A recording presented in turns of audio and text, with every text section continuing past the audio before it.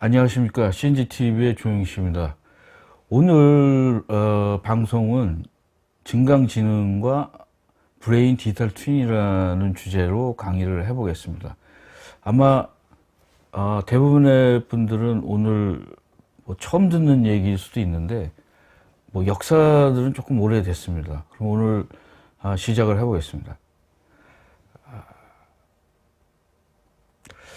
목차는 내용은 증강지능이 무엇이냐, 그 다음에 인공지능과의 차별점, 그 다음에 인공지능에 대한 어떤 오해, 문제점, 그 다음에 증강지능의 핵심 개념과 응용, 증강지능을 적용해가지고 한번 제2의 브레인 프로젝트, 브레인 디지털 트윈이라고 제가 명칭을 했는데, 그거에 대해서 좀 소개를 하고 여러 가지 가능 도구, 그 다음에 지식관리, 결론, 그리고 질의응답 시간을 가져보겠습니다.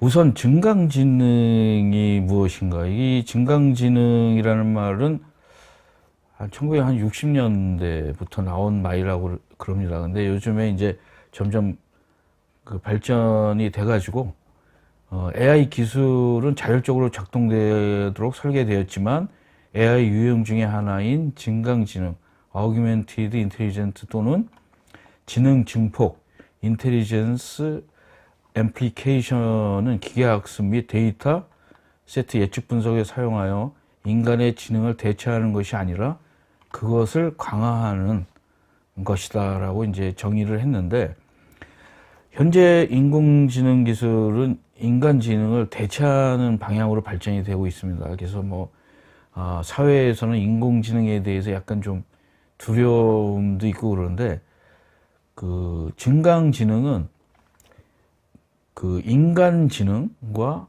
공존하는 것을 철학으로 두고 있습니다. 증강지능은 처음에는 지능 증폭이라는 용어로 시작이 됐습니다. 애쉬비라는 교수의 책이 1956년에 인트로덕션 사이버네틱이라는 말에 처음으로 이제 이런 용어가 나왔다고 합니다. 그래서 이 용어 자체는 인간지능 대체의 의미가 불길하게 들리는 인공지능보다 더 위협적이라고 할 수 있습니다. 그래서 인공지능이 이제 산업 로봇이라면 증강지능은 협업 로봇이라고 말할 수가 있습니다.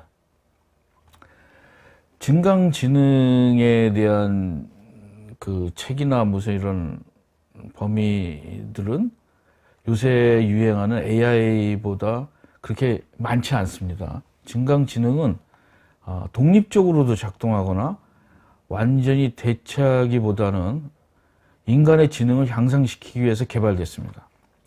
이는 인간의 의사결정을 개선하고 나아가 향상된 의사결정에 대한 대응 조치를 취함으로써 그렇게 하도록 고안이 되어 있습니다. 반면에 이제 인공지능은 사람의 인공지능은 인간지능을 완전히 대체하는 거로 개발이 되고 있습니다. 증강지능은 과학, 비즈니스 및 일상생활에서 보다 정확한 데이터 기반 의사 결정을 내릴 수 있습니다. 그리고 또 기회를 줬습니다. 왜냐하면 인공지능이나 어떤 자료 소프트웨어 툴을 이용해서 결과물을 가지고 최종적으로 인간지능으로 그걸 결정할 수 있기 때문에 증강지능은 사용자를 대체하는 것이 아니라 의사 결정 능력을 높이고 나아가서는 우리의 뇌의 능력을 강화하는 것이 목적입니다. 약간 차이가 있죠. 인공지능과 증강지능이. 그래서 이 자료를 제가 찾아본 자를 보니까 인공지능, 인간지능, 증강지능의 관계를 한번 여기 굉장히 잘 표현이 된 것 같아요. 여기에 중간에 증강지능이 있고 여기에는 인공지능이 있고 여기는 우리의 뇌인 제가 휴먼 인텔리전스라고 그러는데 인간 지능이라고 제가 이제 해석을 했습니다. 이 가운데 있는 증강지능은 AI를, 인공지능을 컨트롤할 수 있어요. 그렇지만 휴먼 인간 지능에 대해서는 컨트롤을 안 합니다. 자유롭게 프리덤이 돼 있죠. 그러니까 이거는 이제 인간의 지능을 강화시키는 목적이고, 또 하나는 컨트롤, AI에 대해서는 컨트롤하는 거죠. 그리고 여기 보시면 알겠지만 AI는 소프트웨어입니다. 이게 프로그래밍이죠. 그 다음에 인간 지능은 뇌라는 어떤 생물학적인 구조가 있지만, 사실 여기서 말하는 인간 지능은 생각이죠, 생각. 그래서 여기에서 인간 지능을 증강 지능과 연결시키려면은 인간 지능에 대해서 연구를 많이 해야 돼요. 인간이 어떻게 생각하고 있는지, 인간의 생각 단위가 어딘지, 그리고 인간의 생각과 생각이 어떻게 연결되는지. 그래서 인공지능은 사실 뇌과학과 별로 관계가 없어요. 인공지능은 주로 알고리즘의 개발에 있습니다. 근데 증강지능은 우리 뇌가 실질적으로 어떻게 생각하는지, 뇌과학이나 그 다음에 우리의 사고가 어떤 식으로 사고를 하는지에 대한 그런 연구가 계속 발전될 때마다 이 증강지능의 발전이 오는 거죠. 그 차이가 굉장히 아마 여지껏 좀 많이 명쾌하게 됐을 거라고 생각이 됩니다. 이 그림을 보시면. 그리고 이제 우리가 왜 인공지능이 뭐가 문제냐? 인공지능에 대해서 우리가 환상을 가지고 있어요. 인공지능이 마치 이제 요즘에 인터넷에도 많이 얘기가 인공지능이 인류를 멸망시킬 것이다. 인공지능이 터미네이터처럼. 이게 이제 시작이 어디냐면은 옛날 SF 소설 중에 우리에게 충격을 준 게 뭐냐면 2001년 스페이스 오디세이라는 영화인데, 이게 80년대인가 70년대인가 나왔는데, 이게 2001년이 되면은 이런 인공지능 컴퓨터가 나와가지고 인간에게 해를 끼친다라는 그런 어떤 내용의 섬찟한 내용이기 때문에, 이게 이제 우리의 생각에 굉장히 많은 영향을 미치고 있는 것 같아요.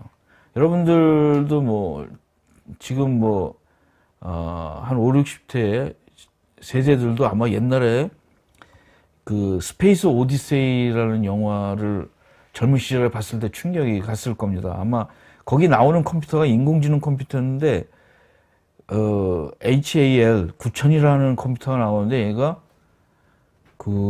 인간과 대립을 하죠.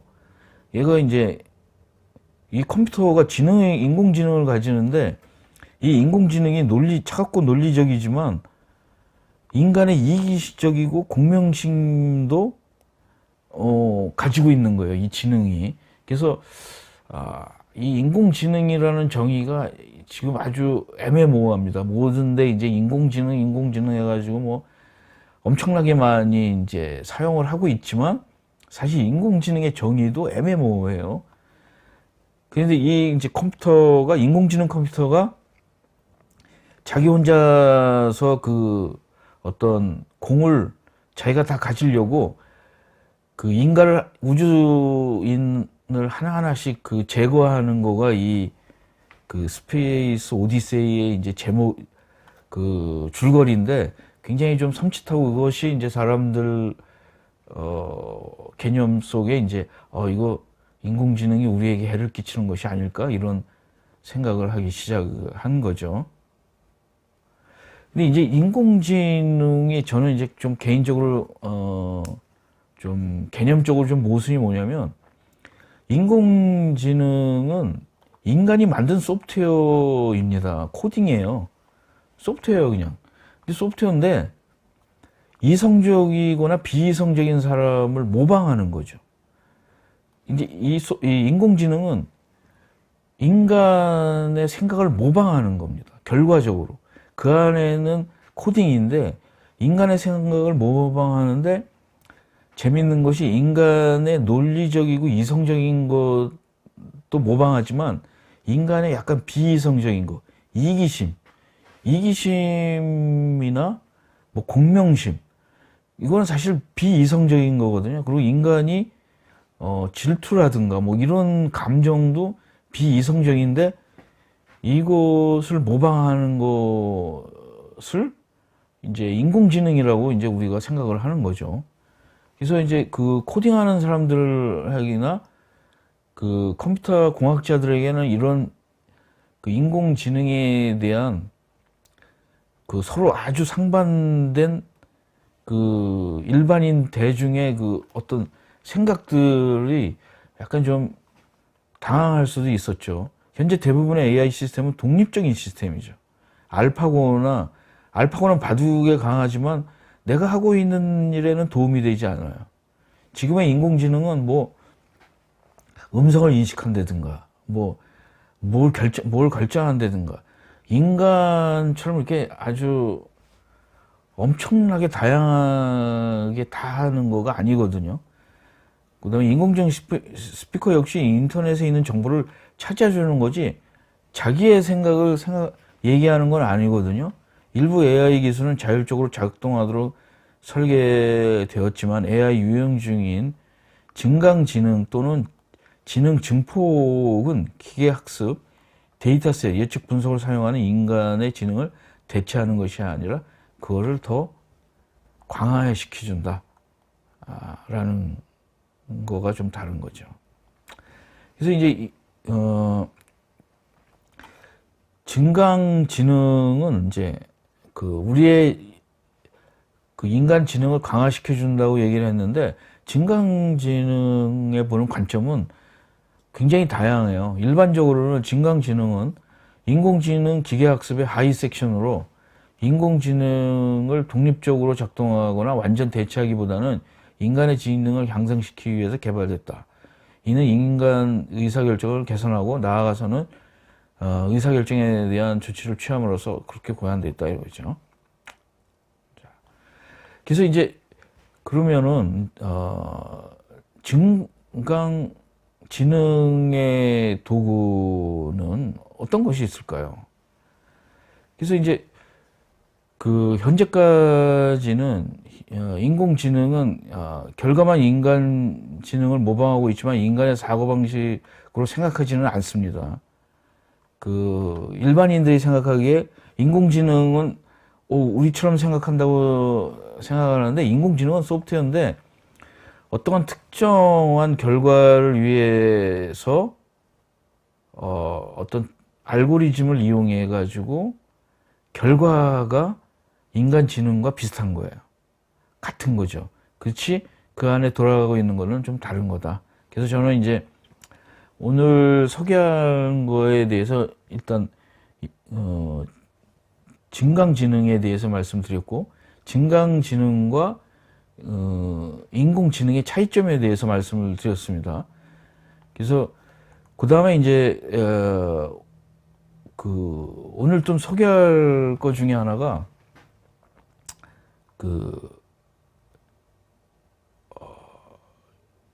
여기에도 보면은 인공지능의 음성 인식, 의사결정 이런 것들에 대해서 이런 게 개발되어 있다.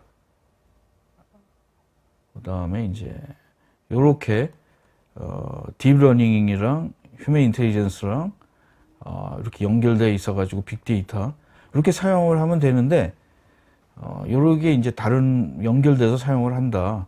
그 다음에 이제 브레인 디지털 트윈에 대해서 이제 말씀을 드리겠는데 브레인 디지털 트윈이라는 게 뭐냐면 그 증강 지능 중에 뭐 어떤 과정으로다가 제가 한번 이제 어떤 툴을 가지고 오늘 만들어 본 건데 브레인 디지털 트윈이라는 거는 우리의 뇌를 인간의 뇌뿐만 아니라 소프트웨어적으로 어떤 제2의 뇌를 하나 만들어서 그걸 서로 연결돼서 사용하는 거를 이제 브레인 디지털 트윈으로 정의해 봤습니다. 그래서 이제 그 전까지 몇 년 전서부터 이제 소프트웨어가 굉장히 발달되면서 그전에는 이론적으로만 하다가 최근에는 그 제2의 두뇌 프로젝트라고 그래서 최근에 가능성이 제일 많은 거가 뭐냐면은 노트 테이킹 툴이라는 것들이 많습니다. 뭐 노션이나 놈 리서치나 그다음에 에버노트 이런 것들이 점점 발전이 되면서 우리의 제2의 두뇌의 툴로 다 사용할 수 있게 되었습니다. 거기 얘기해 보면은 우리가 지금 디지털 데이터들이 많지 않습니까? 여기에 뭐 어떤 굉장히 많은 데이터들을 그 관리를 하면서 우리의 그 뇌를 기억보다는 창조적인 거에 더 많이 사용하게 만들었습니다. 그래서 사실 그 제2의 그 두뇌는 뭐냐면 기억을 디지털로다가 저장을 해요. 그리고 그 기억을 간단하게 얘기하면 우리의 생각이나 모든 생각들이나 정보나 모든 거는 기억을 해야지 존재하는 거지 않습니까? 우리의 두뇌에는 어떤 식으로든 기억이 돼요. 그 우리가 다 밝혀지지는 않았는데 그 기억들을 이 컴퓨터 같은 데에서는 뭐 아이템이나 뭐 비트나 뭐 바이트나 이런 게 최소 단위가 있는 것처럼 인간도 어떤 생물학적으로는 뉴런이라는 거가 최소 단위고 소프트웨어적으로다가는 가장 최소의 단위는 이제 아이템이겠죠. 블럭이든지 아이템이든 이게 구조화되거나 서로 커넥션이 돼야 되겠죠. 그 커넥션이 되면서 우리는 그 커넥션이나 이런 거를 자동으로 소프트웨어가 한 다음에 그 소프트웨어가 창조적으로 뭐 크리에이션을 해주는 건 아니거든요. 이 부분이 우리의 그 뇌가 사용되는 거죠. 우리는 덜 기억하고 덜 커넥션 이런 거는 자동화가 되는 거고 크리에이션은 자동화가 되긴 어려운 거죠. 그게 이제 그 세컨 브레인의 방법론이라는 거죠. 그래서 이 부분들을 전체적으로 해주는 거가 세컨 브레인 또는 이제 저는 그걸 이제 디지털 트윈이라고 내가 생각하는 뇌와 디지털 뇌가 있고 또 하나는 이제 내 진짜 그 생물학적인 내 생물학적인 뇌에서 그 부산물로 나오는 생각도 이제 그게 뇌가 되는 거죠. 네. 그래서 이제 그 롬 리서치라는 소프트웨어를 뭐 처음 하시는 분도 있겠지만 이 소프트웨어가 노트 테이킹 소프트웨어인데 이 캐치플레이가 뭐냐면 노트 테이킹 툴 for network soul. 그러니까 내가 생각하는 모든 생각을 자동으로 다 연결시켜 주는 거예요. 해시태그나 뭐 이런 그 커넥션을 해가지고. 근데 우리 뇌도 그렇게 생각하거든요. 우리 뇌가 이제 연구를 그동안 이제 뇌과학이나 이런 걸 하다 보니까 내가 어떤 생각을 하면 그 전에 뇌에 있던 다른 생각과 연결이 되는 거예요. 연결이 돼야지만 오래 기억하는 거고 내가 지식이 되는 거죠. 그래서 오늘 예를 들어서 내가 옛날에 어떤 지금 경험이 누구랑 얘기하면 이 사람과 내가 그 전에 무슨 얘기를 했다. 이 사람과 지금 얘기하는 거가 뭐 메타버스에 대해서 얘기를 한다. 그러면 메타버스랑 얘기하면은 최근에 메타버스에 대해서 들은 거. 그 다음에 이제 그 2003년인가 뭐 이랬을 때 세컨 라이프의 지식이 또 연결되고 뭐 많은 그 툴이나 뭐 이런 것들, 책 이런 것들이 다 연결이 되는 거죠. 그게 이제 롬 리서치라는 소프트웨어는 그거를 다 연결을 시켜주는 거죠. 이거와 비슷한 롬서치는 최근에 개발된 소프트웨어로, 이 개발된 게 작년에 개발돼 가지고 에버노트나 노션만큼 인기를 얻는 노트 작성 소프트웨어는 아니에요. 근데 이제 노트 작성 소프트웨어인데 단순하게 노트 작성이 아니라 우리의 생각을 정리하고 연결시켜 주는데 특화된 거죠. 그래서 이거를 하면 자신의 기억과 정보와 지식을 무한대로 연결할 수가 있습니다. 왜냐하면 우리의 뇌는 잊어버리게 돼 있어요. 왜냐하면 그 한계가 있고 또 근데 이 소프트웨어는 그냥 연결만 하면 영원히 이제 연결이 되는 거죠. 그러면서 이제 그 증강지능에 도움이 되는 거죠. 근데 이제 증강지능에 대해서 좀 얘기를 했고, 증강지능을 구체적으로 만들 수 있는 방법론에 대해서 지금까지 얘기를 했고, 그 방법론을 사용할 때 사용하는 그 툴이 이제 롬 리서치라는 소프트웨어다. 그리고 이 롬 소프트웨어를 사용해서 증강지능을 이용해서 개인 브레인 디지털 트윈을 만들어 봤습니다. 그리고 브레인 디지털 트윈은 개인의 증강지능 시스템이라고 할 수 있는데, 이 롬 리서치에 굉장히 많은 그 기반이 됐던 거가 뭐냐면은 20세기 사회학자면서 이제 뭐 다자기의 신이라고 그러죠. 이 사람이 논문이나 책을 일생에 666개를 썼다고 그러더라고요. 그래서 도서관의 사서가 이렇게 딱 보고, 이 사람이 악마의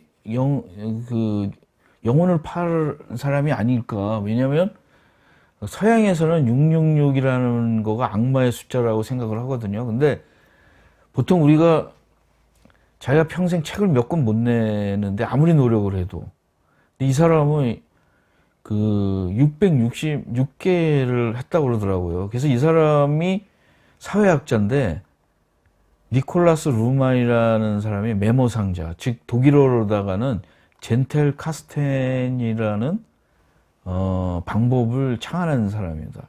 그래서 오늘 여기까지 이제 좀 많은 얘기를 했는데, 증강지능, 그 다음에 그 인공지능과의 차이점, 그리고 롬 리서치, 그 브레인 디지털 트윈, 그 다음에 이거의 핵심이 되는 사상이 젠텔 카스텐. 근데 이제 젠텔 카스텐 같은 데에서는 외국에서는 2017년에 유명한 책들이 나왔고 굉장히 많은 커뮤니티가 있는데, 우리나라에서는 이제 최근에 젠텔 카스텐이라는 책이 나와 있어요. 그래서 아마 여러분들이 조금 자기가 지식을 관리하고 증강지능용 내 어떤 지식 체계를 만들려고 본다면은 젠텔 카스텐이라는 단행본을 한번 읽어보실 것을 권합니다. 근데 젠텔 카스텐이라는 거가 간단하면서도 쉽지는 않아요, 이게. 그래서 21세기의 스마트 노트 어플로 연결되면서 이제 증강지능이 가능하게 된 거죠. 그래서 오늘 얘기가 여기가 결론입니다. 바로 순간순간 떠오르는 생각의 조각들을 하나도 놓치지 않게 해준다는 것이죠. 그리고 그 생각이 연결에 필요하면 언제든지 활용해 준다는 것. 그리고 기억보다는 생각 자체에 집중하게 한다는 거죠. 근데 저도 이걸 오랫동안 꿈을 꿨어요. 그래서 내가 하루에 얼마만한 생각을 하고 있나. 여러분들도 아실 거예요. 굉장히 좋은 비즈니스 아이템이나 생각이 났는데 수첩에다 막 적는 사람이 있고, 뭐 노트에다 적는 사람도 있고, 그리고 또 하나는 이제 그 스마트폰에다 적는 사람도 있고, 뭐 그 전에 저도 에버노트에다 적었다가, 뭐 프랭클린 플래너에다가 시스템 노트에다 적어놨다가, 근데 항상 약점이 있어요. 이 쓰는 거는 연결이 안 돼요. 연결을 한다고 그러는데 너무 불편한 거죠. 그리고 이 니콜라스 루만이라는 분도 엄청나게 평생에 거의 자기가 이렇게 노력은 했지만 이걸 관리하는데도 하루에 수시간을 보낸 거죠. 그래서 근데 이제 지금 IT라는 롬 리서치와 젠틀 카스텐이라는 거가 뭐냐면 전에 이게 아날로그 노트입니다. 이걸 노트라 가지고 여기서 뭐 번호도 쓰고 막 이걸 그 전에는 이걸 한 거예요, 이 사람은. 근데 요거를 컴퓨터화 한 거죠, 이제. 이걸 노트로다가 저도 이제 많이 해봤는데 하다가 그냥 포기를 하는 거죠. 나중에는 내가 노트를 어디에다가 저장했는지도 모르는 거죠. 그걸 금세 언제 어디서든지 간단하게 찾을 수 있다 그러면은 굉장히 좋은 거죠, 이게. 태그죠, 태그. 그래서 요새는 이제 태그에 의해 가지고 하는 건데 해시태그, 디지털 해시태그가 생긴 거죠. 그래서 롬 리서치는 이런 메모라는 단위를 이제 페이지라고 그러는데 이 페이지를 만드는 거는 다른 소프트웨어와 비슷해요. 메모도 다 이 하나하나씩 페이지라고도 하고 노트라고도 하고 뭐 아이템이라고도 하고 뭐 블록이라고도 하고 얼마든지 할 수 있습니다. 이거가 그 태그에 의해서 해시태그든 태그든 뭐 커넥티든 이런 걸로 다 연결이 되는 거죠. 그래서 롬 리서치는 이런 표시가 돼 있는 건 다 링크가 됩니다. 그래서 이게 노트 테이킹 툴 포 더 네트워크 소인데 뭐든지 다 연결이 되는 거예요. 내가 하면은 무엇을 해도 이 연결하는 방법이 뭐 5, 6가지도 되고 이 연결을 하다 보니까 우리가 제일 힘들었던 부분이 아날로그에서는 연결하기가 어려운 거죠. 그래서 새로운 세상이 되는 거예요. 내가 읽었던 모든 책이 다 연결됐다.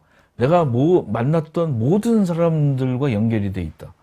내가 가본 장소들과 모두 연결이 돼 있다. 내가 했던 이벤트, 사실 시간 관리라는 게 이벤트 관리지 않습니까? 그 이벤트에 대해서 모든 거가 연결이 돼 있다 그러면은 엄청난 결과가 나오는 거죠. 그리고 이 각자를 다시 하나로 연결시키면은, 내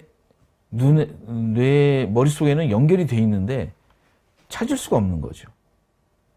찾을 수가 없는 거예요. 인간의 뇌는. 그걸 모두 다 소프트웨어적으로, 연결을 찾아준다면 그게 이제 롬 리서치와 젠틀 카스텐, 그리고 이게 다 합쳐가지고 나의 디지털 브레인이 되는 거죠. 여기서 보시면 롬 리서치와 젠틀 카스텐에 보면은 이 책입니다. 젠틀 카스텐이라는 책이 한국에 나온 책이고 이게 원본이에요. 이게 영어로 된 본인데 영어는 How to Take Smart Note. 근데 이제 이걸 깊이 쓰면 젠틀 카스텐보다 더 깊이 쓰면은 오늘 결국 끝판왕이 되는 것이 나의 브레인 디지털 트윈이 되는 거죠. 그래서 그는 이런 얘기를 했어요. 누구도 글을 쓰지 않는 거는 생각할 수 없다. 내 생각이 머릿속에 5만 가지 생각을 하는 거예요. 인간이 진짜로 하루에 여러분들은 5만 가지 생각을 하는데 그걸 어디 써거나 메모하지 않으면은 날아가는 거죠. 다시 생각하기 어려운 거죠. 그래서 이 사람이 컴퓨터가 없는 시대에 이 젠틀 카스텐이라는 메모로다 이렇게 관리를 했어요. 근데 이거는 특정하게 어떤 집착하는 사람 위에는 쉽지 않은 방법일 것 같아요. 그래서 이 사람이 박물관에 죽고 나서 이제 박물관에 이렇게 전시가 됐다고 그럽니다. 독일에. 그래서 이 젠틀 카스텐이랑 방법을 쓴 사람이 이게 이제 원본들인데 이렇게 평생을 한 거죠. 그래서 이거를 많은 사람들에게 영향을 줘서 따라하다가 이게 최근에 소프트웨어가 발전되면서 훨씬 쉬워진 거죠. 미래에는 어떻게 발전할지는 모르지만 상당히 재미있는 거죠. 그래서 롬 리서치의 모양을 보면 이렇게 생겼어요. 이게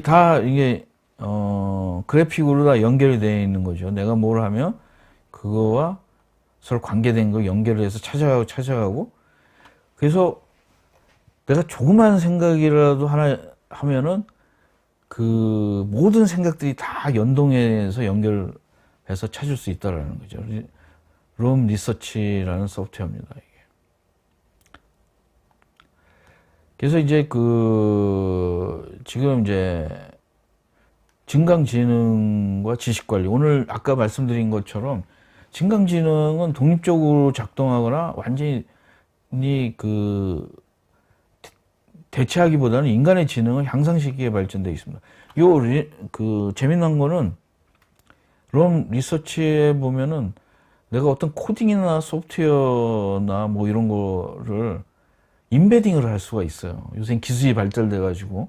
그래서 내가 그 파이썬이나 뭐 R로다가 인공지능 코딩을 짜지 않습니까? 그 알고리즘을 짜지 않습니까? 그걸 여기다 집어넣을 수도 있고 여기서 결과를 볼 수도 있어요. 그래서 미래에는 이런 부분들이 인터페이스가 더 발전이 된다 그러면 더 많은 일을 할 수 있지 않을까 이런 생각을 하고 있습니다. 그래서 이제 제가 최근에 저도 한 5월부터 시작했으니까 그 전에 있는 데이터를 가지고 제가 롬 리서치에다 집어넣어 가지고 이렇게 뭐 만들어 봤습니다. 만들어 봤는데 그 엄청난 거죠. 자기가 읽은 책, 기사, 그 다음에 이벤트, 내가 간 장소 이런 것들과 그전에는 그게 연결이 안 돼 있었어요. 뭐 내가 요즘에 보면은 사진은 뭐 여기다 집어넣고 어떤 뭐 많은 데이터나 이런 거는 에버노트에다 집어넣고 스캔은 뭐 이런 집어넣고 그 다음에 뭐 이렇게 텍스트나 뭐 이런 것들을 막 다 집어넣죠. 음성은. 근데 이게 모두 다 연결된다 그러면 엄청난 시너지가 나오는 거죠. 한 30배 정도의 그 효과가 나올 수 있습니다. 그 이상도 나올 수 있고.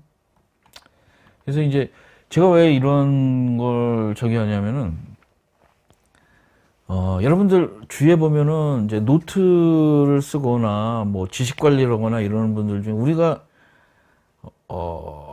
그 배우는 거에는 한 5종류가 있다고 그럽니다. 뭐 학습을 하고서 듣는 거 있고 뭐 책을 봐서도 하고 경험을 해서 하는 것도 있고 뭐 한 5가지 종류가 있는데 그 중에 이제 우리가 수업을 듣는 거 빼고 우리가 평생 지식 관리를 할 수 있는 거가 사실 책입니다. 책. 왜냐면 학교를 졸업하고 나서는 세미나를 듣기도 쉽지가 않아요. 뭐 컨퍼런스 갈 수도 있지만 그래서 우리가 요새 디지털 세상에서는 엄청난 정보가 많이 오지 않습니까? AI 뭐 키워드만 해도 뭐 3D 프린팅, 뭐 디지털 트윈, 그다음에 뭐 요새 최근에 뭐 메타버스까지. 그걸 어떻게 여러분들은 지식 관리를 하고 있어요? 그냥 어디서 들어본 거지 않습니까? 근데 가장 오래된 방법 중에 공존하는 공간이 뭐냐면은 책을 읽는 거예요. 열심히 책을 읽는 거죠. 근데 우리의 뇌는 가장 오래된 방법과 가장 현대식 방법이 이 뇌에 공존하고 있어요. 그래서 우리는 이제 그 책을 열심히 읽지 않습니까? 여러분들 뭐 최근에 보면은 뭐 적어도 하루에 한 달에 몇 권씩 읽으려는 노력하는 분들도 있고 뭐 그 대신에 뭐 유튜브를 보고서 느끼는 분도 있고 공부를 일단 어느 정도 합니다, 이게. 근데 아무리 열심히 책을 읽어서 하루에 한 권씩 읽어도 1년에 365권밖에는 못 읽어요. 또 어떤 책은 며칠 동안 읽어야 돼요. 하루에 한 권을 읽기가 어려운 것도 있어요. 어떤 그런 책은. 그 다음에 또 하나는 뭐냐면은 그 몇 년 전에 읽은 책이 기억이 나세요? 몇 년 전에 읽었던 그 강의가 다 기억이 납니까? 몇 년 전에 읽었던 영화가 생각이 납니까? 다 페이드 되거든요. 우리의 메모리는. 잊어버리는 것은 아닌데 페이드가 되는 거죠. 희미해지면서 제 경험에 의하면 막 이거 페이드 하는데 조심해야 될 게 뭐냐면 잘못된 지식이랑 막 연결이 된 거예요. 이게 이제 그 컴퓨터랑 연결이 다른 것이 뭐냐면 인간의 기억은 잘못된 거랑 코드가 연결이 된 거예요. 그래서 어떤 이런 경험 있으실 거예요. 한 수십 년 동안 내가 친구랑 어딜 갔는서 누구랑 싸웠어요. 근데 옛날 친구들을 만났는데 내가 싸운 사람이 내가 생각했던 사람이 아니라 다른 사람이었던 거예요. 그리고 내가 기억이 여기 있는 분들 중에 자기 기억이 이게 완벽하지 않다라는 걸 느끼게 됩니다. 나이를 먹으면. 왜냐하면 이 기억이 페이드만 희미해지는 것뿐만 아니라 왜곡이 돼요. 잘못 생각하고 있는 거죠. 그래서 어떻게 보면 한 10년, 7, 8년 된 거, 그 영화는 한 5년 되면 잊어버린다고 하더라고요. 영화 줄거리나 이런 거는 대충 알지만 막 다른 지식이랑 막 뭐 짬뽕이 됐다고 그러는데 왜곡이 되는 거죠. 잘못되고 막 연결이 잘못되고. 그래서 책을 많이 읽었다고 자랑들을 많이 하는데 저 책을 읽으면 기억이 안 나요. 기억이 안 나는 거는 당연한 건데 이게 이 책의 어떤 부분이랑 다른 책의 어떤 부분이랑 잘못 연결이 된 부분, 그 다음에 왜곡이 된 거인 거죠. 내가 그 어떤 생각대로 결론을 잘못 잡은 거죠. 이게 A라는 결론인데 나는 B라는 결론으로 그 책을 왜곡이 되는 거죠. 그래서 이런 우리의 두뇌는, 인간의 두뇌는 문제가 많다라는 거죠. 그래서 책 읽는 방법도 요새 이제 디지털 시대는 보면은 책을 읽는 방법이 몇천 년 동안 2000년 동안 변하지 않는 거예요. 뭐 책을 읽고 독후감을 쓰고, 어떤 사람은 그냥 뭐 마인드맵으로 정리를 하고. 근데 그게 제가 마인드맵도 한 몇백 개, 거의 1000개 이상을 만들어 놓고 뭐 독후감도 써놓고 그랬는데 나중에 읽어보면 연결이 안 되고 사용하기가 어려운 거죠. 그냥 쓰레기가 돼버리는 거예요. 그게 옛날에는 그게 내가 미래에 쓸 수 있다고 준비를 했는데, 그래서 그런 부분들이 이제 제가 보통 보면은 하루에 2000권 이상씩 출판이 돼요. 뭐 어떤 부분에서 난 요새 AI 같은 데는 하루에 전 세계적으로 한 100권 이상씩 나올 수도 있어요. 근데 한 나라에서 한 두세 권만 나와도 전 세계로 따지면 수백 권이지 않습니까? 근데 이제 적어도 2000권이 나오면은 1% 정도는 읽어야 되지 않습니까? 그럼 20권 읽어야 돼요. 그리고 20권 이상 책이 읽는 건 문제지만 이 책을 내용이 기억이 안 돼요. 그게 더 문제인 거죠. 그래서 증강지능을 사용하는 거가 중요하다. 또 하나 예는 뭐냐면, 과거에는 전화번호를 외웠지 않습니까? 수첩에 기록도 하고 다니고, 옛날 세대들은.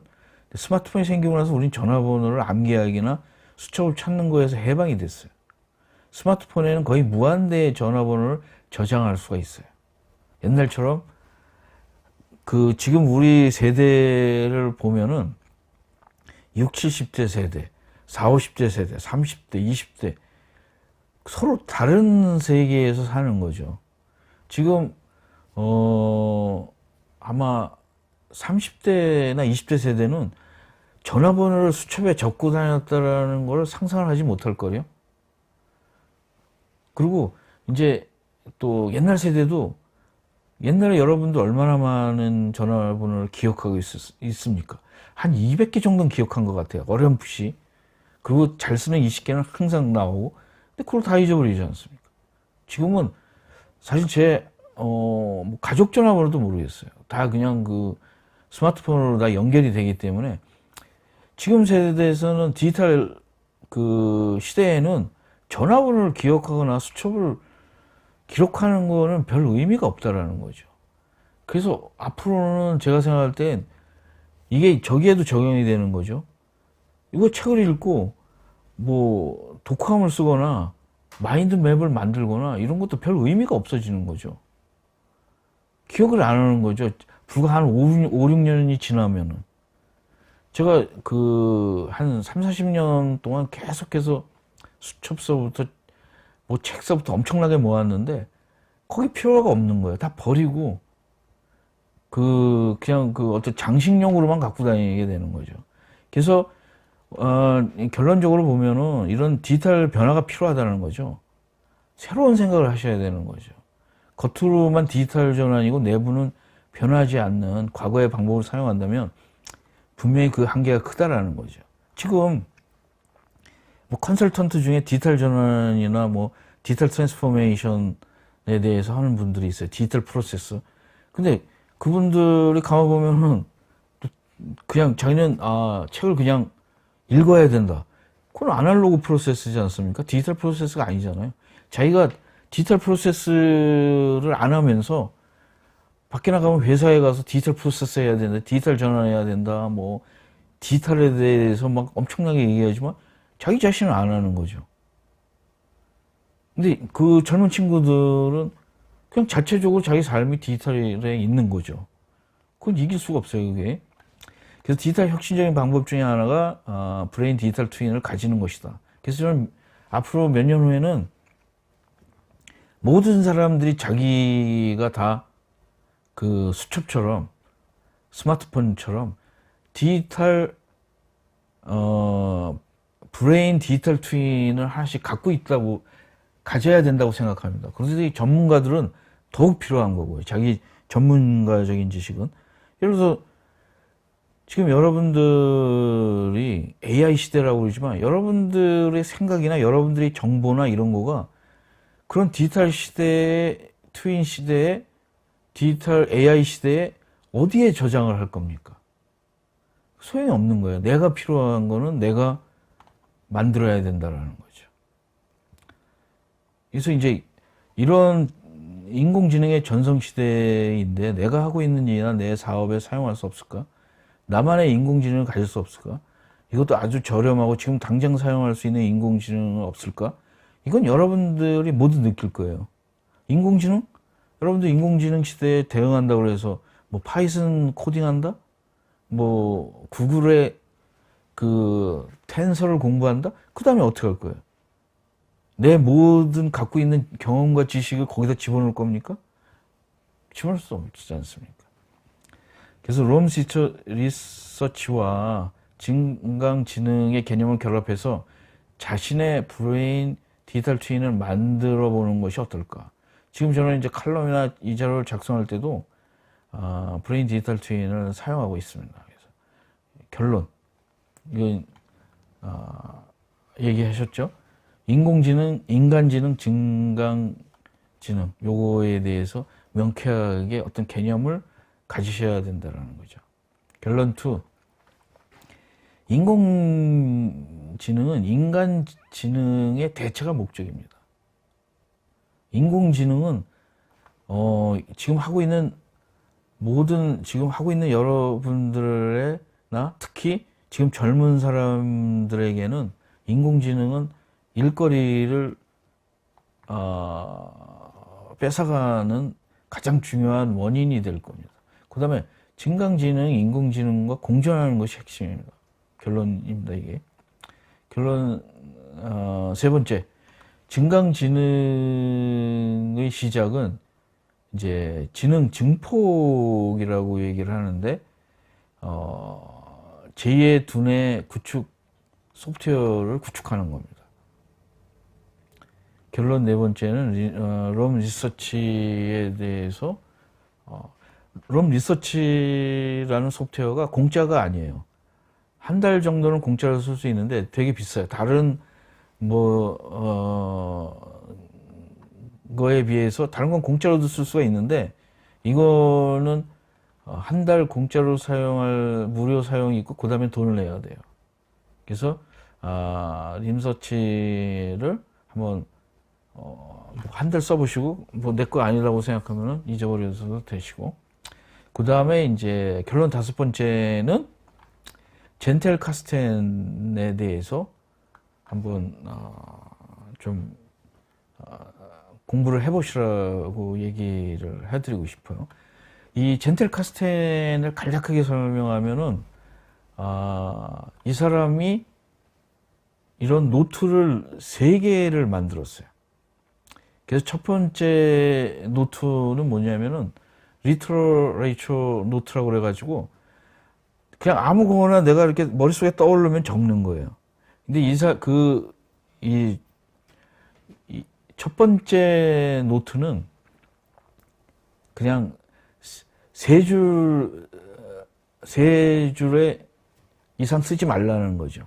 그래서 제가 딱 내놨을 때 뭐 메타버스에 대해서 오늘 딱 생각이 났다. 그러면 메타버스, 그 다음에 어떤 소프트웨어, 이거를 어떤 아이디어, 어떤 책, 뭐에 대해서 이렇게 한 세 개를 간단하게 내 이거 연구해봐야지, 이거 어디 해봐야지. 그리고 이제 그거를 한 다음에 그걸 이만큼 모아놓는 거죠. 근데 여기 보면은 이분은 보니까 ABCD로 다 찾게 하든지 아니면 분류를 뭐 도서 분류라든가 무슨 메모 분류는 각자 분류 번호가 있는 거죠. 그래야지 이제 태그가 되니까. 그런 다음에 두 번째 노트는 뭐냐면은 그걸 보고서 자기가 찾아보는 거예요. 어떤 책에 있는지 막 이렇게 시간이 있을 때. 그 노트라는 거죠, 그게. 그다음에 이제 맨 마지막에 노트는 퍼머넌트 노트라고 그래서 그 조사한 노트를 가지고 내 생각대로다가 정리를 하는 거죠. 내 용어로. 그래야 그것이 내 지식이 된다라는 거죠. 그래서 이 세 단계가 있는데 브레인 디지털 트위는 디지털 도구를 이용하여 연결 지식과 사고와 증강 지능이며 미래에는 인공지능, 인간지능, 증강지능의 결합이 가능할 것으로 저는 생각이 됩니다. 그 다음에 마지막 그 결론인데 하버드의 그 교수 중에 그 테오도르 레빗이라는 교수가 이런 얘기를 했대요. 사람들은 4분의 1치 드릴을 원하는 게 아니라 4분의 1치 구멍을 원하는 거예요. 우리가 인공지능 엔진이나 인공지능을 배우는 거는 그 4분의 1치 드릴을 구입하거나 하는 거예요. 우리가 원하는 거는 지금 당장 사용하고 싶은 인공지능의 결과를 원하는 거지 인공지능 자체를 원하는 건 아니지 않습니까?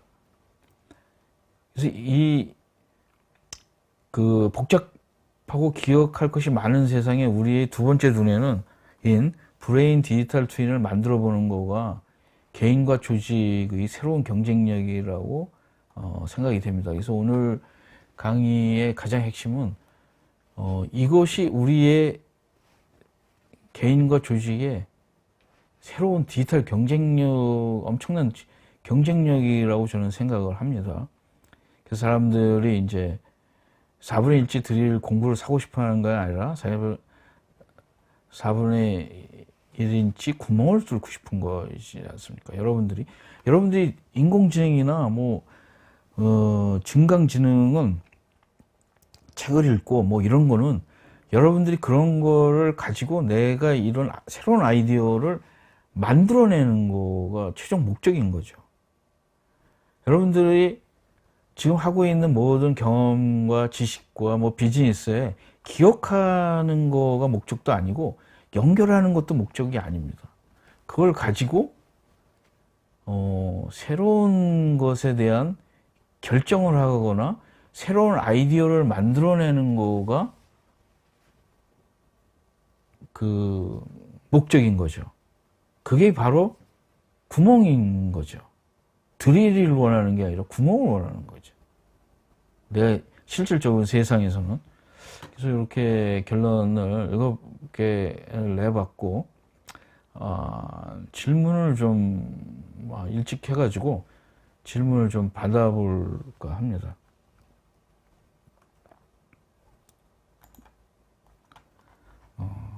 왜 오늘 이제 여러분들이 제가 새로운 것에 대해서 이렇게 컨비네이션을 해가지고 여러분들한테 얘기했기 때문에 여러분들 중에 굉장히 당하실 분들일 수 있어요. 근데 얘기를 가만히 들어보면 좀 그렇듯할 거예요. 왜냐하면 제가 수십 년 동안 고민했던 거에 대한 해결책을 발견했기 때문에. 자, 최상일님의 질문을 어떻게 시작하는 거에 대한 사례가 있었으면 도움이 되겠습니다만, 사실 제가 처음에 저도 갑자기 시작해가지고 너무 힘들어서 유튜브에 가면은 한국 사람이 짧게 이걸 어떻게 사용하는지에 대한 유튜브 강의가 있어요. 롬 리서치에 대한 강의가 있는데, 요거를 한 5-6개만 보면, 영어로, 나중에는 깊이 하실 때에는 영어로 공부를 하셔야 되겠지만, 영어로 된 건 엄청나게 많아요. 깊이도 있고. 그리고 이제 이걸 가지고 뭐 잘 쓰는 사람들이 너무 많은 거예요. 근데 처음에는 유튜브에 가셔가지고 롬 리서치를 간단하게 사용하는 방법을 한번 해보시는 거가 결정적으로 굉장히 좋을 것 같습니다. 김종래 님이 질문에 젠텔카스텐 노트 원리를 구현한 애플리케이션도 있을까요?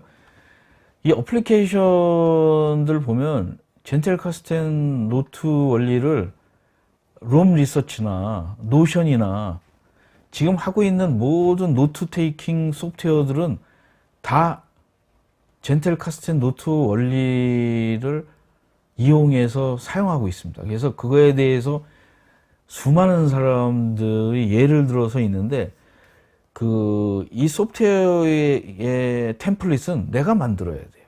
나는 분리번호를 어떻게 하겠다, 나는 뭘 하겠다, 이런 거는 개인이 아이디어가 있어야 되는 거죠.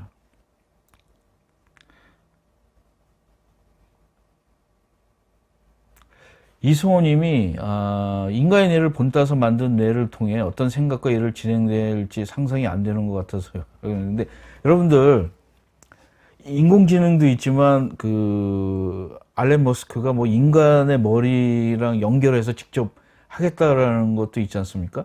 그래서 인간의 머리와 직접 지금 이제 AI라는 게 커다란 게 있어요. 그 중에 AI가 이제 크게 나눠지는 거가 뭐냐면, 알고리즘으로 소프트웨어로다가 해가지고 뭘 하겠다. 이거 이제 아티피셜 인텔리전트고, 인간의 지능을 소프트웨어가 아니라 인간의 생각하는 걸 모방해서 하겠다. 지능이 되겠죠. 그래서 이거를 이제 앞으로는 AI가 단순한 게 아니라 지능에서는 AI와 아티피셜 인텔리전스와 아규먼트 인텔리전스를 섞어서 쓰겠다. 그러면 이제 요새 유행하는 믹스드가 나올 수도 있는 거죠. 근데 이제 요즘에 가능성이 있는 게 뭐냐면, 많은 사람들이 이걸 예측을 해요. 이승호님에게 이제 얘기하는 거 뭐냐면, 어떤 사람의 생각을 다 모아서 집어넣으면 그 사람이 죽어도 그 사람이 생각하는 답변을 들을 수 있는 날이 온다라는 거죠. 그 다음에 이제 이도아님이 롬 리서치 소프트웨어를 통해서 현재 방대한 빅데이터를 알고리즘에 의해서 코딩화가 되어 데이터 정보 제공을 기계화되고 있는 느낌인데, 과연 파이썬 R을 통한 알고리즘 코딩을 할 때 롬 리서치를 적용해보면 보편화된 기계화된 데이터가 아닌 좀 더 정밀한 개인화 데이터 정도 분류가 할 수 있다는 건가요? 예, 그렇습니다. 예. 사실 파이썬이나 R은 개인화 데이터가 아니지 않습니까? 일반화 데이터지 않습니까?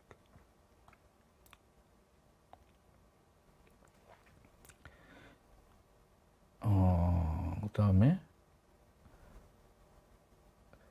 지현우 님이 질문, 좀 앞서서 나가지만 디지털 트윈 하면 실시간 쌍방향 제어가 관심일까 싶은데, 증강지능에서 트윈이라고 할 만큼 쌍방향 제어를 위해서는 결국 뉴럴 링크 같은 IoT나 연동되지 않을까요? 뭐 그럴 가능성이 있습니다. 지금 뭐 연동된 뉴럴 링크 같은 거가 지금 제가 말씀드리는 거는 지금 시작을 하라는 거죠. 지금 시작을 해서 이런 것들이 계속 애드가 될 수 있다는 거죠. 뭐 이재봉님은 미래에 지속적으로 발달하지만 디지털 시대 활용에 문제가 발생되지 않을까 합니다. 정택소님이 젠텔 카스텔 보니까 8, 90년대 고등학교 도서관 서지 정보 확인하던 곳이 생겼어요. 그렇죠. 거기서 이 사람도 얻은 것 같아요. 왜냐하면 옛날에 책 관리, 서지 관리가 가장 체계적으로 개발된 게 아닐까요? 이거를 이제 개인용으로 이 사람이 사용한 거죠. 이 루만 박사가 도서관의 그런 어떤 시스템을 개인용으로 한번 사용해 보자. 왜냐하면 이게 그 정택선님이 정확하게 얘기하신 거가 젠텔 카스텐이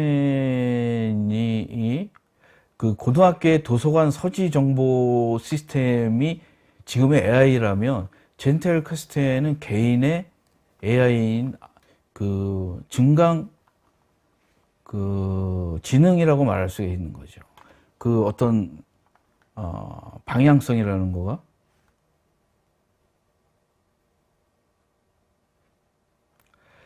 지현우님의 질문은 결국 진강진 씨가 말씀하신 것처럼 본인이 기록한 데이터를 분석해서 규칙점을 찾아내고 프로그램 정책에 따라 분류 제한해주는 일종의 편리한 노트라고 생각하면 될까요?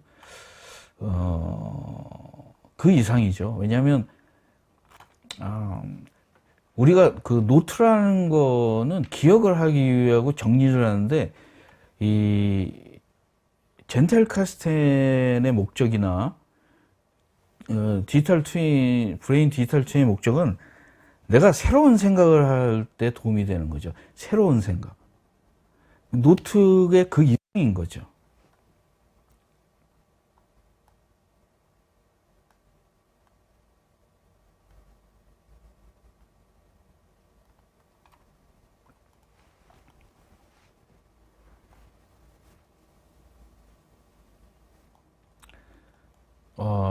정택소님이 이제 브레인 디지털 트윈은 90년대 SF 영화인 공각기동대에서 전내랑 유사한 것 같은데요. 말씀을 들을수록 유사한 것 같아요. 유사점과 다른 점을 설명해 줄 수 있나요? 저는 이 전내를 디지털 이 만화를 안 봐가지고 한번 오늘 가서 제 그 소프트웨어에다가 이 SF 만화인 공각기공대와 에 대해서 한번 찾아보겠습니다. 이거 찾아봐서 다음에 한번 말씀드릴 수 있을 것 같아요.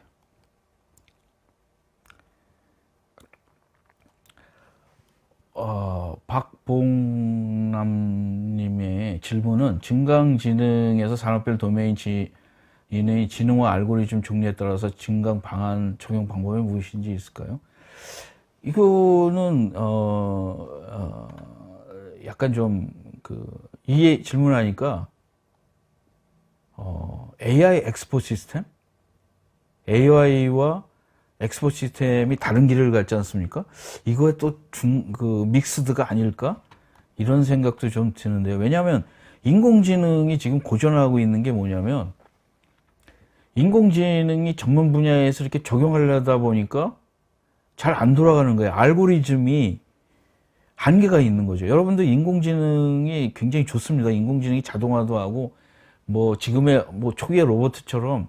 근데 지금 하다 보니까 우리가 너무 인공지능에 대해서 앞서간 거죠. 인공지능 그러면 이제 선전에 인공지능 그러면 모든 거 다 만능처럼 했는데 하다 보니까 그 안에 개인의 지식이나 경험이나 이런 걸 묻기가 어려운 거예요. 알고리즘, 데이터 샘플링을 주로 하는 건데, 그러다 보니까 지금 이제 약간 좀, 계속 발전을 하겠지만, 그리고 요새 이제 그걸 대체하는 그 흥미거리가 이제, 메타버스라는 게 나온 거죠. 메타버스가 뭐든지 다 메타버스예요, 지금은. 그래서, 질문들이 이제 대부분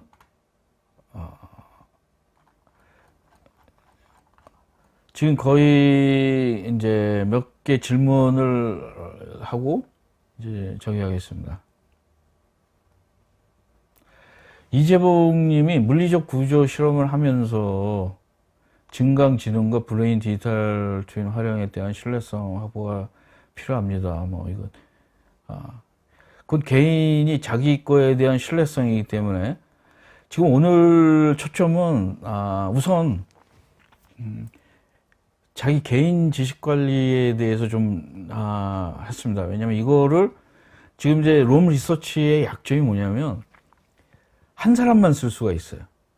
그래서 제가 항상 좀 질문이 에버노트나 노션이나 뭐 다른 소프트웨어, 노트 테이킹 소프트웨어들은 그 어떤 모임 그룹으로 사용할 수가 있는데 이상하게 리서치는 혼자서 하는 것밖에 사용을 할 수가 없습니다. 아직까지.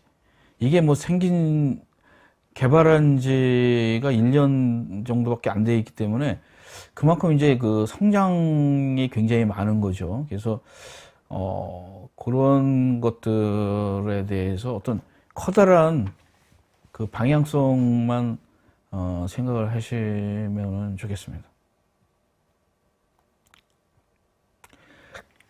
오기성님이 그 좋은 강의 감사드리고 강의 내용 중에 제가 주님들이 활용하고 계신다고 했는데 직접 활용하신 예에 대해서 구체적으로 설명할 수 있으신지요? 예를 들어서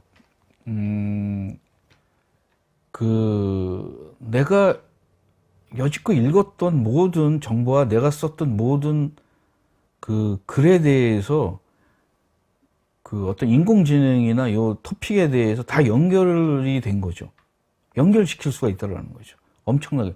왜냐면 그게 전에는 거의 불가능하거든요. 제가 오늘 조사를 해보니까 오늘 제가 CNG TV가 한 300회 정도 됩니다.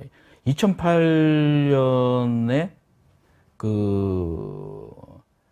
4월부터 시작을 해가지고 300회 정도. 그리고 제가 CNG 캐덴 그래픽의 컬럼을 올해 9월 달에 쓰고 있는 거가 있는데 그거에 150번째를 사용하고 있는데 그게 다 내가 연결이 되는데 그전에는 사실 제가 한 10년, 20년 전에 계속 써왔던 거에 대해서 연결이 안 되는 거죠. 제가 예를 들어서 내가 10년 동안 비즈니스로 만난 사람들을 한꺼번에 찾아볼 수 있다든가 내가 3년 동안에 다녔던 음식점에 대해서 내가 찾아볼 수 있다면은 어떤 결과가 나올까요? 우리가 생각하지 못했던 결과가 나오거든요. 이 연결을 시키면. 그래서 오늘의 브레인 디지털 트윈은 인간은 머릿속에서 연결이 되는데 인간 지능은 기억이나 그 연결이 점점 사라져버리고 잘못 연결되고 잘못된 결론에 하기 때문에 그걸 소프트웨어 툴로 이용해서 그걸 강화시키자라는 거가 오늘의 최종 결론이라고 생각됩니다. 예. 오늘 강의는 여기까지고 질문해 주셔서 감사드리고 여러분도 한번 자기 나름대로 한번 시작을 해 보시는 거가 어떤지. 왜냐면 이것이 우리의 또 경쟁력이 아닐까 이런 생각을 오늘 하면서 오늘 강의를 마쳐볼까 합니다. 오늘 들어주셔서 감사드리고 또 다음 시간에는 더 나은 소재로 여러분들과 다시 한번 만나 뵙겠습니다. 오늘 시청해 주셔서 감사드립니다.